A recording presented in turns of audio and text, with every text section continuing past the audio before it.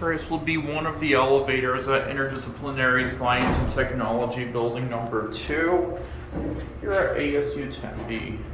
Most of these interdisciplinary buildings are not accessible, but this one is because it's all outdoors.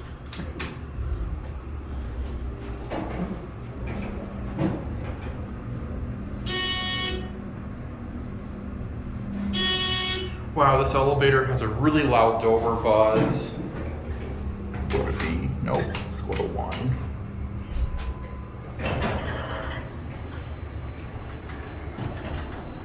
And this is elevator number 2.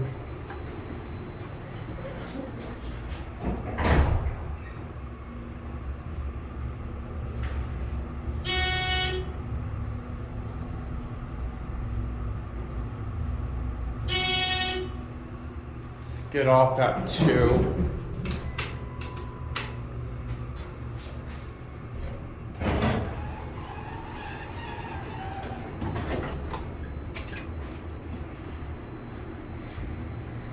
And this elevator could have been made scenic because it points right to the street on this side, but they decided to make it internal.